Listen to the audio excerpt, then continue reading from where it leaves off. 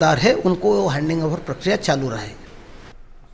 अभिषेक सिंह हमारे साथ जुड़ रहे हैं, उनसे हम बातचीत करेंगे। अभिषेक, आप कहां पर मौजूद हैं इस वक्त अभिषेक, और क्या कुछ अपडेट है आपके पास, क्या कुछ चल रहा है वहां पर? बिल्कुल चंद्रशेखर, देखिए मैं बालासोर में ही मौजूद हूँ और दिन भर जो है आज रेस्टोरेशन का काम चलता रहा। रेल मंत्री सुबह से ही वहाँ पर मौजूद रहे और लगभग वहीं पर उनका यही कहना था। दूरदर्शन से खास बातचीत में उन्होंने यही बताया कि रेस्टोरेशन का काम जो है इतना इजी नहीं है जितना कि लगता है कि जब डिरेलमेंट के बाद तुरंत उसे सुचारू रूप से किया जाए। और तस्वीरों में भी आप देख सकते हैं कि किस तरीके की डिरेलमेंट थी। 3-3 ट्रेनों की थी, पटरियां बिल्कुल बिखरी पड़ी थी, छोटे छोटे टुकड़ों में पड़ी थी उसको। लेकिन 1000 मैन पावर, ये सिर्फ मैं मैन पावर की बात कर रहे हैं जो ट्रैक का काम कर रहे हैं। OHE का काम यानी इलेक्ट्रिफिकेशन के काम के लिए अलग से जो है वो वहाँ पर टीम लगाई गई। इसके अलावा जो है जो अंडरग्राउंड केबलिंग होता है, जो सिग्नलिंग सिस्टम होता है, काफ़ी कुछ होता है। सिर्फ ट्रैक बिछा देने से रेलगाड़ी नहीं क्रॉस करती, बहुत सारा कुछ है। उसका फुल जब रिस्टोरेशन होता है उसके बाद उसकी जो है उस पर ट्रायल होता है। ट्रायल होने के बाद उस किस वजन से जो ट्रैक है वो सीधे है कि नहीं, उस पर पहियों का जो है वो मेजरमेंट लिया जाता है, उसको उस तरीके से नापा जाता है कि कितनी स्पीड पे उस पर अभी फिलहाल ट्रेन जा सकती है। रेस्टोरेशन का काम है। रेल मंत्री का ये कहना है कि मैं यहीं बना हुआ हूँ और जब तक कि पूरा रेस्टोरेशन का काम पूरा नहीं हो जाता, चाहे इसमें 2 दिन लगे 3 दिन लगे, और जब तक इस ट्रैक के ऊपर गाड़ियां यहां से नहीं चलनी सुचारू रूप से जारी हो जाती है, तब तक मैं यहीं पर बना हुआ हूं। साथ ही साथ उन्होंने एक बहुत बड़ी बात का आज खुलासा भी किया दूरदर्शन न्यूज से खास बातचीत में कि जो वजह क्या है इस ट्रेन दुर्घटना की, वजह क्या है, कैसे कोरोमंडल ट्रेन जो है, कोरोमंडल एक्सप्रेस ट्रेन जो है 128 किलोमीटर प्रति घंटे की रफ्तार से जो है वो मालगाड़ी से टकरा जाती है। और मालगाड़ी से टकराने के बाद उसके आगे की जो बोगियां है वो डिरेलमेंट हो, उसका वो पटरियों से उतर जाती है और जा करके बेंगलोर से हावड़ा जाने वाली जो ट्रेन है दुरंतो एक्सप्रेस, उससे टकरा जाती है, जिससे इतना बड़ा भीषण जो है ये दुर्घटना हो जाता है। उन्होंने कहा कि कारणों का, रूट लेवल कारणों का पता लग चुका है। जो रेलवे की जांच जिन्होंने उन्होंने बैठाई थी, उन्होंने इसको आइडेंटिफाई कर लिया है कि किसकी गलती है। ये बहुत बड़ी बात है कि मतलब महज 2 दिनों के अंदर इस चीज़ को आइडेंटिफाई कर लिया गया है। लेकिन उनका ये कहना है कि जो इंडिपेंडेंट जांच चल रहा है उसके रिपोर्ट के आने का इंतजार है और जब वो आ जाएगा फिर इस रिपोर्ट को सार्वजनिक किया जाएगा। कई लोग जो कि इसके ऊपर राजनीति भी कर रहे थे, कई जो ट्वीट भी आपने देखे, कई लोगों के वक्तव्य भी आए कि इसमें जो है कवच जैसे एंटी ब्रेकिंग सिस्टम, इन सब चीज़ों का होना चाहिए था, LSB कोचेज होना चाहिए था। इस पर भी उन्होंने कहा कि अभी सितंबर अक्टूबर में ही कवच सिस्टम को इंट्रोड्यूस किया गया और जो है इसको लगातार जो है जो रेलगाड़ियां हैं, जो सुपरफास्ट ट्रेन है, उनमें लगाने का काम किया जा चुका है। ये 150 सालों में जो चीज़ को नहीं बदला गया उसे 6 महीने के अंदर नहीं बदला जा सकता। 13,000 सवारी रेलगाड़ियां चलती है, तो 13,000 सवारी रेलगाड़ियों के अंदर मतलब आप 6 महीने के अंदर, 1 साल के अंदर आप ये नहीं सोच सकते कि सबके अंदर जो विश्व की सबसे आधुनिक टेक्नोलॉजी है भारत में जिसका इजाद किया गया उसको आप उसमें लगा सकते हैं। LHB कोचेस का भी लगाने का काम है। लेकिन एक बहुत बड़ी जो बात सामने आई वो यही है कि इस तरीके की जो ये घटना हुई है इसके पीछे कहीं ना कहीं जो बातचीत से अंदाजा लगाया जा सकता है कि किसी न किसी तरह का षड्यंत्र जरूर किया गया है कन्फिगरेशन से, जिसके कारण की जो ट्रैक है, जो रेलगाड़ी अपने ट्रैक पे जाती वो मालगाड़ी वाली रास्ते में आ जाती है और उधर से भी ट्रेन आ रही है। तो अभी कहना बहुत ही प्रारंभिक होगा, लेकिन सबोटाज से इसका इनकार भी नहीं किया जा सकता, तकनीकी खराबी से भी नहीं किया जा सकता, जो मानवीय भूल है उससे भी नहीं किया जा सकता। लेकिन जिस तरीके से जो एक जांच को लेकर के ग्राउंड लेवल पे, इनिशियल स्टेज पे जिस तरीके की जांच का पता चल रहा है उसको लेकर ये जरूर कहा जा सकता है कि इतनी बड़ी अमानवीय भूल नहीं हो सकती। बिल्कुल बिल्कुल अभिषेक, बिल्कुल आप सही कह रहे हैं। जो कवच सिस्टम है वो भारत में इजाद किया गया है और पूरी तरह से अभी रेलवे नेटवर्क को आच्छादित धीरे धीरे किया जा रहा है और पूरी तरह से आच्छादित नहीं हुआ है। और दूरदर्शन न्यूज़ कल पहला चैनल था जिसने सवेरे जब हम अपने रिपोर्टर से बातचीत कर रहे थे, तो जो आज जिस दिशा में अब जांच जा रही है, जिस दिशा में रेल मंत्री ने इशारा किया है, उस दिशा में कल सवेरे हमने बातचीत में ये कहा था कि वो ट्रेन किस तरह से लूप लाइन पे चली गई। तो दरअसल अब क्योंकि रेल मंत्री ने ही ये इशारा किया है कि इलेक्ट्रॉनिक जो इंटरलॉकिंग सिस्टम है उसमें कुछ बदलाव किया गया है और दिन भर कई सारी प्रेस कॉन्फ्रेंस भी हुई हैं, उन्होंने भी यही सब रेलवे बोर्ड की ओर से कहा गया है, लेकिन वो सब भाषा इतनी टेक्निकल थी कि हमारे दर्शक शायद उसको उतना ना समझ पाएँ। आप रेलवे को बहुत अच्छी तरह से समझते हैं, हमारे दर्शकों के लिए बताइए कि क्या है ये इलेक्ट्रॉनिक इंटरलॉकिंग सिस्टम। बिल्कुल चंद्रशेखर, आपने बहुत सही सवाल किया, मैं आपको बताता हूँ। देखिए, हम लोग बचपन से ही हमने अपने ट्रेन में सफ़र किया है। कोई भी रेलगाड़ी जब किसी प्लेटफॉर्म पे आती है, पीछे कौन से स्टेशन पे है इसकी सूचना जो है जिस स्टेशन पे खड़े हैं वहाँ हमें मिलती है। उसका एक अनाउंसमेंट होता है, मैनुअली भी अनाउंसमेंट होता है, मैनुअली भी उसको रिकॉर्ड किया जाता है, पर्चियों पे लिखा जाता है। उसको आपने देखा होगा घुमाने वाला सिस्टम अपने रेलवे में, ये गाड़ी आ रही है, और जो टोकन सिस्टम होता है वो चीज़ थे। बहुत बदलाव भी आया रेलवे में अंदर, तकनीकी तौर पर काफ़ी ज़्यादा जो है उस चीज़ों में बदलाव आया, नए तकनीक आए, लेकिन भारतीय रेल ने अपने पुराने तकनीक को कभी भी इग्नोर नहीं किया, वो भी सिस्टम रखा और नए तकनीक पे भी काम किया। अगर नए तकनीक के अंदर किसी तरह की कोई इसमें गड़बड़ी होती तो पुराने तकनीक पे आप भरोसा कर सकते थे, यानी कि डबल ट्रिपल प्रिकॉशन रखा जाता है भारतीय रेल के अंदर। किसी एक स्टेशन पर जब रेलगाड़ी अंदर प्लेटफॉर्म पे आने लगती है तो बार बार अनाउंसमेंट किया जाता है कि इतने नंबर प्लेटफॉर्म पे गाड़ी आ रही है, आप यात्री जो है इसका ध्यान रखें, थोड़ा पीछे हट जाएं, इतने नंबर पे आ रही है, अभी पहुंचेगी, 2 मिनट 5 मिनट के बाद पहुंचेगी। देखिए, आपने जब किसी प्लेटफॉर्म पे गाड़ी आती है किसी स्टेशन पे, उसके पहले आपने एक इमारत देखी होगी जहाँ पर लिखा रहता है कि ये उस स्टेशन का नाम पूर्व, मध्य, उत्तर, दक्षिण, मतलब इसके आगे है, जहाँ पर कि वह उस गाड़ी का जो ट्रैक है उसको लेकर के वहाँ पे उसको सिग्नल दिया जाता है, काम किया जाता है, उसको किस जगह पे डाइवर्ट करना है वो दिया जाता है। बहुत पुराना सिस्टम है, पूरे इंडिया के अंदर है। उस जगह से इस कन्फिग्रेशन का जिसकी हम बात कर रहे हैं, ये गड़बड़ी जो हुई है ये इसी जगह से गड़बड़ी हुई है। यानी कि आप समझ सकते हैं, जो ट्रैक का काम है, गाड़ी को एक, अगर इस पर्टिकुलर जगह की हम बात करें तो चार यहाँ पर पटरियाँ हैं। एक जो स्टेशनरी पटरी है, लूप लाइन जिसे कहते हैं, उस पर एक मालगाड़ी खड़ी होती है। दूसरी जो लाइन है जिससे निकलना है उसे कोरोमंडल एक्सप्रेस को निकलना है। तीसरी जो लाइन है उससे जो है आपको बेंगलोर टू हावड़ा ट्रेन को आना है, और चौथी लाइन जो है वो अपनी जगह पर है। तो फिर क्या दिक्कत हुई? आप समझिए कि रोजाना इसी प्रोसेस को रोज फॉलो किया जाता है, लेकिन इसे एक दुर्भाग्य कहेंगे कि उसी समय में कोरोमंडल एक्सप्रेस और जो आपका बेंगलोर हावड़ा एक्सप्रेस है वो उसी पर्टिकुलर जगह से वो क्रॉस कर रही होती है। हावड़ा बेंगलोर एक्सप्रेस जो है लगभग क्रॉस कर चुकी है, 90% जो है वो ट्रेन क्रॉस कर चुकी होती है जब ये मालगाड़ी से टकराती है कोरोमंडल एक्सप्रेस। और इसकी जो 4 बोगियां हैं और इंजन के साथ, उसका इतना भीषण जो टकराव होता है, इनका जो इम्पैक्ट होता है मालगाड़ी के साथ 128 किलोमीटर की रफ्तार पे, ये बेपटरी होकर के जो ट्रेन जा रही होती है बेंगलोर हावड़ा एक्सप्रेस, उसके पीछे के 2 बोगियों से जाके टकराती है।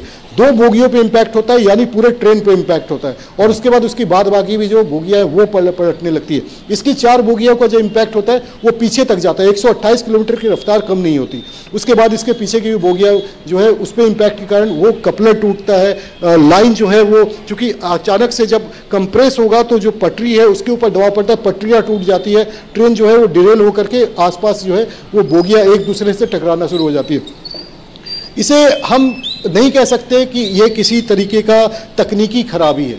तकनीक तो बनाए गए हैं, इसी तकनीक पे पूरा इंडिया में ट्रेन चलता है, ऐसा नहीं कि पूरे इंडिया में नहीं चलता, लेकिन आप ये समझ सकते हैं कि इस तकनीक के अंदर कहीं ना कहीं किसी ना किसी तरीके से छेड़छाड़ की गई है। हालांकि हमारा ये कहना उचित नहीं है, लेकिन जो अभी सूत्र बता रहे हैं कि इस तकनीक के साथ काफ़ी बड़ा छेड़छाड़ किया गया, जिसके कारण कि सैकड़ों जो है मासूम निर्दोष उनकी जाने गई, हजारों जो है वो घायल हुए, गंभीर रूप से घायल हुए या फिर मामूली रूप से घायल हुए, लेकिन किसी के ये कहा जा सकता है कि किसी की लापरवाही या किसी के जानबूझ के करने के कारण इतना बड़ा हादसा हुआ। फिलहाल रेस्क्यू और जो राहत बचाव काम है उसे पूरा किया जा चुका है। लोगों को पूरी समुचित जो व्यवस्था है इलाज की वो दी जा रही है। पूरी टीम रेलवे की, केंद्र सरकार की, गृह मंत्रालय की, मनसुख मांडविया खुद उड़ीसा में मौजूद है, यहाँ पर जो केंद्रीय शिक्षा मंत्री है धर्मेंद्र प्रधान वो मौजूद है, रेलवे मंत्री तो खुद स्वयं तकरीबन 2 दिन से ही कैंप किया, उनका कहना भी है कि वो यहीं रहेंगे।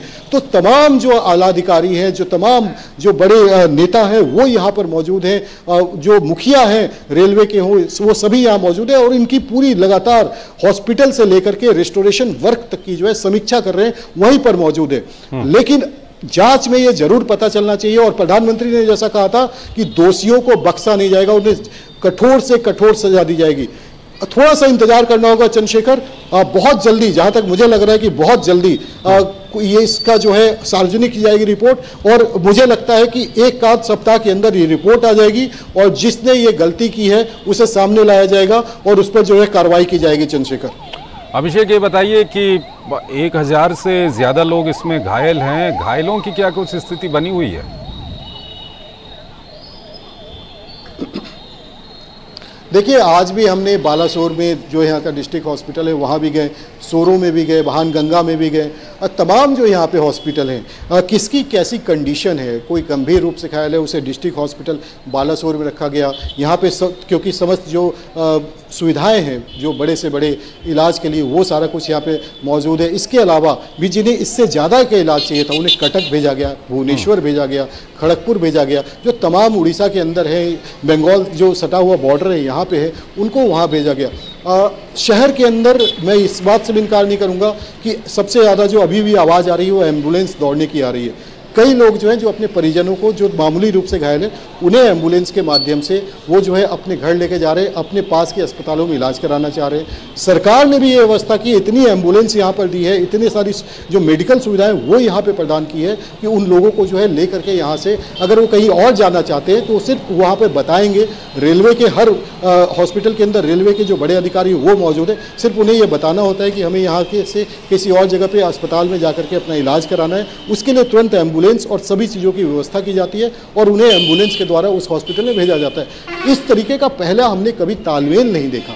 अगर आप राज्य सरकार की बात करें, हम केंद्र सरकार की बात करें, रेल मंत्रालय, इस तरह का तालमेल एनडीआरएफ की, ओडीआरएफ की, एसडीआरएफ की, फायर सर्विसेज की, लोकल लोगों की, स्थानीय लोगों की, इस तरीके का तालमेल शायद ही पहले कभी देखने को मिला हो। और ये शायद तभी संभव हो पाया जब प्रधानमंत्री नरेंद्र मोदी ने डे 1 से इसकी मॉनिटरिंग शुरू की और जिस तरीके से उन्होंने सबको साथ लेके, और सिर्फ भारत के जितने राज्य हैं वहाँ पे जिस भी तरीके की किसी भी आपदा आई है वहाँ पे प्रधानमंत्री नरेंद्र मोदी का सबसे पहले इनिशिएटिव रहा है। इसको लेकर के प्रधानमंत्री की जो मतलब उनका जो विजन रहा है, ये राज्य चाहे उड़ीसा कहे या फिर जो स्थानीय प्रशासन है, स्थानीय लोग हैं, ये सब के सब साथ है और सबका यही कह रहा है कि प्रधानमंत्री नॉर्मली कहीं नहीं जाते इस तरह के हादसा में, लेकिन प्रधानमंत्री नरेंद्र मोदी बालासोर पहुंचते हैं, घटनास्थल का जायजा लेते हैं, अस्पताल जाते हैं, अस्पताल में मरीजों से मिलते हैं, उनका हालचाल पूछते हैं और अपनी संवेदना व्यक्त करते हैं। ये एक बहुत बड़ा जो है उनके लिए शांति का पैगाम लेके आता है, उनको उनके दिल को तसल्ली देता है कि प्रधानमंत्री स्वयं पहुंचते हैं। तो जो प्रयास किए जा रहे हैं वो तो प्रयास ग्राउंड लेवल पे आपको दिख ही रहा है, तस्वीरों के माध्यम से लगातार जो जिस तरीके से की खबर आ रही है, आप हर कुछ देख रहे हैं। जो यहाँ पर ठीक होने वाले लोग हैं, जो घायल है, वो भी बता रहे हैं कि किस तरीके का शायद इसके पहले इस तरीके का कभी जो है कार्य नहीं किया गया, इस तरीके का चिकित्सा की कभी व्यवस्था नहीं की गई, इस तरीके की सुविधाएं जो है बालासोर जैसे एक छोटे शहर के अंदर जहाँ से कि 25 किलोमीटर की दूरी पर जो एक्सीडेंट होता है उस जगह पर कभी नहीं मिली। और आप समझ सकते हैं कि इतना ईजी नहीं होता, ट्रैक जब कटता है, छोटे छोटे पटरियाँ कटती है तो ट्रैक भी लाना पड़ता है, उसके नीचे जो सीमेंटेड जो आप पोर्शन देखते हैं उसको लगाना पड़ता है, जो छड़ है या इसके अलावा जो रोड़ी पत्थर है वो डालना पड़ता है, इसके अलावा इलेक्ट्रिफिकेशन ओची का पूरा काम होता है, इतना ईजी नहीं होता। ये सारा ट्रांसपोर्टेशन भी जो है जल्द से जल्द जो भी पॉसिबल है पॉसिबल हेल्प लिया गया और रेलवे मुस्तैदी से खड़ा है। अभिषेक, ये काम क्या वहाँ पर रात भर चल रहा है? अभी भी रात भर काम चल रहा है। मैं आपको बताऊं कि मैं चंद्रशेखर आपको बताना चाहता हूं, जो 4 ट्रैक है उसमें से एक ट्रैक वो आज दिन में ही अश्विनी वैष्णव सुबह से लेकर शाम तक वहीं मौजूद थे और उन्होंने उस ट्रैक को अपने सामने करवाया है। जो रेलवे बोर्ड चेयरमैन है उन्होंने, और सभी रेल के जो कर्मचारी हैं इसी पे लगे हुए हैं कि उस एक ट्रैक तो कम से कम शुरू किया जाए ताकि जो अभी आवाजाही बिल्कुल बाधित है, जो क्योंकि ये मेन लाइन है, वहाँ पर इस आवाजाही को शुरू किया जाए और धीरे धीरे करके एक लाइन शुरू हो। उम्मीद है कि कल तक दूसरा लाइन भी शुरू कर दिया जाएगा और 1-2 दिन के अंदर इन चारों लाइन को शुरू कर दिया जाएगा। गति जरूर धीमी रहेगी क्योंकि वहाँ पर जो है काम चल रहा है, लेकिन अब धीरे धीरे करके हम ये उम्मीद जताते हैं कि आज रात से या कल सुबह से वहाँ से धीरे धीरे करके ट्रेनों की आवागमन शुरू हो जाएगी। चंद्रशेखर, अभिषेक, ये जो लाइन थी दक्षिण भारत में काफ़ी एक बहुत ज़रूरी ये लाइन थी, काफ़ी यहाँ पर ट्रैफिक था, तो इसकी वजह से कई सारी जो ट्रेनें हैं उनको डाइवर्ट करना पड़ रहा होगा, वो सब सिस्टम किस तरह से चल रहा है?